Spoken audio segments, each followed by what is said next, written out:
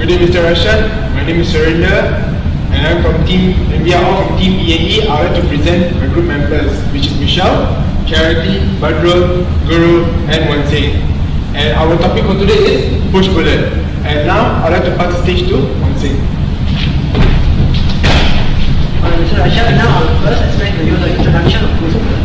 So the introduction for PushBullet, this app is made for sharing things easier, and it's available for all platforms like Android, iOS, BlackBerry, and Windows Phone and computer. As for computer, if you want to use PushBullet in a computer, you must first download extension. The extension is available for Chrome, Safari, Firefox browser. Right now, we move to the management team. The first management team is there are three members of the management team. The first one is Ryan Oliver. Ryan Oliver is the original creator of PushBullet. He is the original creator of PushBullet. The second one is Chris Heath. He is the programming server of PushBullet. And the third one is Andre Bonho. Andre Bonho is a real programmer for PushBullet. Alright, now we move to the existing investor. There are two investors in PushBullet. The first one is Y Combinator. Y Combinator actually is a company that provides funding to other company for help their startup. And as for the second investor is Raymond Thompson. Raymond Thompson actually is a San Francisco-based investor. He prefers to invest in a company that just opened like a new company. Right now I will pass to my partner Michelle. Okay, so we're talking about the mission and vision of PushBullet. Now the mission of PushBullet is quite simple. It's to make things easier for users to transfer one file to another place. Now there are various ways of transferring files from one place to another.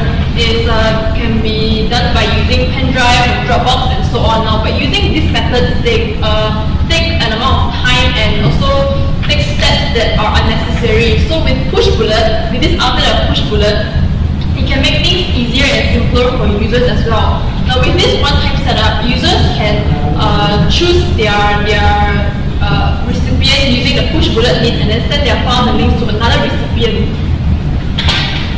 So for those who do not have a PushBullet app, they can either download the app, or they can, if they do not want to, they can receive it from an email. For those who do have the app, will receive a notification. Now once the users check their notification, other devices will automatically turn off already. So moving on to the vision of PushBullet is quite simple. It's to make things again easier and simpler for future users.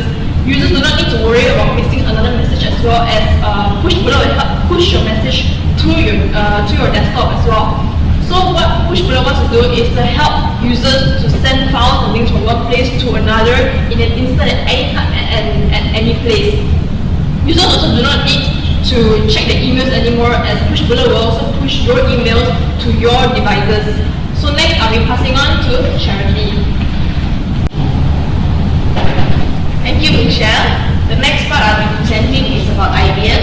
PushBullet was created by Ryan Oliver. Around 750,000 things have been pushed by PushBullet, and the number is increasing daily. So how did he come up with the idea PushBullet?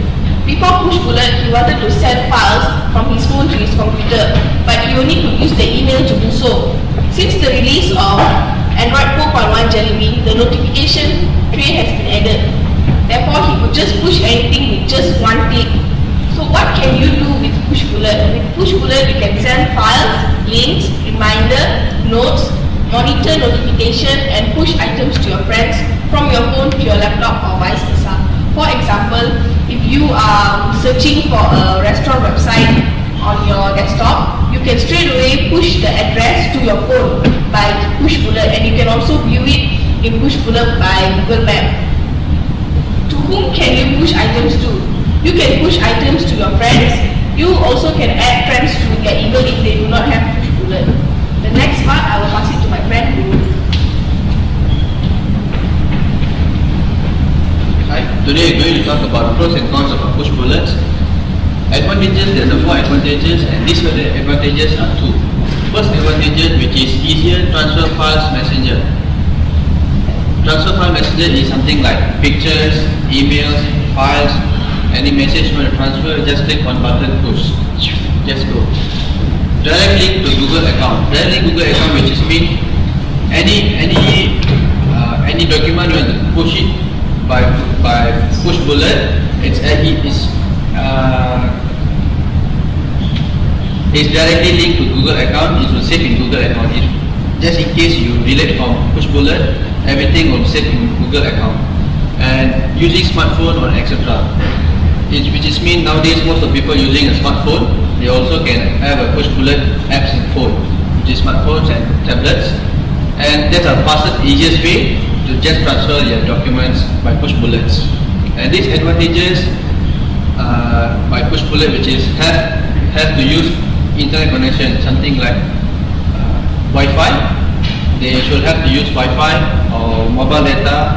Then only it will be function for Google account and also by PushBullets.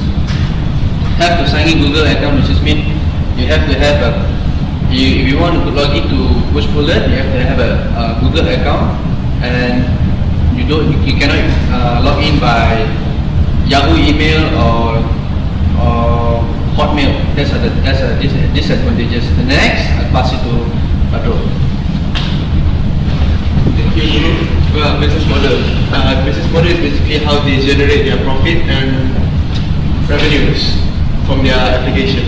So basically, what PushBullet does is they lend their product, they lend their application to the other platform such as Mac, BlackBerry, and Windows. They did not lend to Android because they are the one who developed it. Don't get it wrong. While their names are different, such as Apple is PushBullet, BlackBerry is BlackBullet, and PushBullet. Basically, they all are the same PushBullet. Because PushBullet lend only their application and not their name, so that's how they generate revenues and profit from that.